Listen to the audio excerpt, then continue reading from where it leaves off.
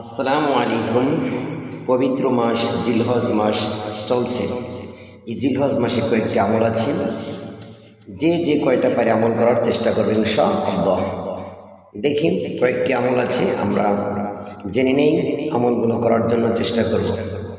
এক নম্বর হলো জিলহজ মাসের প্রথম তারিখ থেকেই 9 তারিখ বা 10 তারিখ পর্যন্ত হাতের নখ ও চুল না কাটা। তারপর হচ্ছে আপনার জিলহজ মাসে বিশেষ করে 9 তারিখে রোজা রাখা, আরাফাতের দিন। সমস্ত মুসলিম এই দিনে রোজা রাখাটা উত্তম এবং বেশি পরিমাণ আল্লাহকে স্মরণ করা। আল্লাহ রাব্বুল আলামিন বলছেন ফাযকুরুনি আযকিরুকুম, আল্লাহকে স্মরণ করে আল্লাহ স্মরণ করবে। তারপর হচ্ছে বেশি পরিমাণ তাকবীর পাঠ করা। তাকবীরের মহত্ব অনেক আছে, ইনশাআল্লাহ জুমার দিন আলোচনা করা হবে। তারপর হচ্ছে যথাসম্ভব সাদাকা করা। মিম্মা রাযাকনাহুম ইউনফিকুন, আল্লাহ রাব্বুল আলামিন যে সম্পদ দিয়েছে সেখান থেকে কিছু ব্যয় করতে হবে। আন্তরিকভাবে তওবা করা, বেশি বেশি আল্লাহর কাছে দোয়া করা। 9 নম্বর হলো সামর্থ্য হলে হজ ও উমরা করা।